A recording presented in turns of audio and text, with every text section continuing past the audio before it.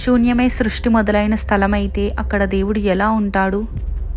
నేను మీకు ఈరోజు ప్రపంచంలోనే అత్యంత అద్భుతమైన ఒక రహస్యం గురించి చెప్పబోతున్నాను. అది ఏ కథ కాదు, అది ఏ ఊహ కాదు. అది భారతదేశ ఆధ్యాత్మిక గొప్పతనాన్ని అద్దం పడుతున్న ఒక దివ్య సత్యం. అదే చిదంబర రహస్యం.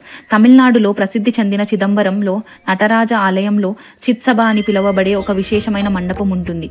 ఆ మండపంలో శివుడు నటరాజుగా, విశ్వనర్తకుడిగా, సృష్టి స్థితి లయలకు ప్రతీకగా నిశ్శబ్దం మధ్య దివ్యంగా విరాజిల్లుతుంది.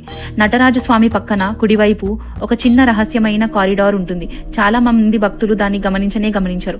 అక్కడే ఒక విచిత్రమైన తెర వేలాడుతూ ఉంటుంది. బయట వైపు నలుపు, లోపల వైపు ఎరుపు రంగులో ఉంటుంది. ఆ తెర వెనక ఏముందో ఎవ్వరికీ ముందుగా కనిపించదు. అక్కడ విగ్రహం ఉందా లేదా ఇంకేదైనా దివ్య రహస్యమా అనే ఉత్కంఠ ప్రతి ఒక్కరి మనసులో నిండిపోతుంది. కొన్నిసార్లు చాలా అరుదైన దివ్య క్షణాల్లో మాత్రమే పూజారి నెమ్మదిగా ముందుకి అడుగు వేస్తూ చుట్టూ సంపూర్ణమైన నిశ్శబ్దం అలుముకుంటుంది.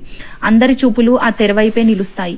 ఆ పూజారి ఎంతో భక్తితో ఆ నలుపు ఎరుపు తెరను నెమ్మదిగా పక్కకు తొలగిస్తాడు.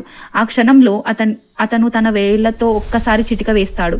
ఆ ఒక్క చిటికే సాధారణ శబ్దం కాదు, అది సృష్టి మొదలైన క్షణానికి సంకేతం. ఒక్క క్షణం ముందు వరకు ఏమీ లేదు, శూన్యం మాత్రమే. అదే క్షణంలో చిటికెతోనే ఆ మొత్తం విశ్వం ఉనికిలోకి వచ్చింది. ఆ తెర వెనక విగ్రహం ఉండదు, ప్రతిమ ఉండదు. అక్కడ కేవలం ఒక్క దివ్య శూన్య స్థలం మాత్రమే ఉంటుంది. ఆ శూన్యాన్ని సూచిస్తూ అక్కడ 5 ప్రకాశవంతమైన బంగారు బిల్వపత్రాలు దర్శనమిస్తాయి.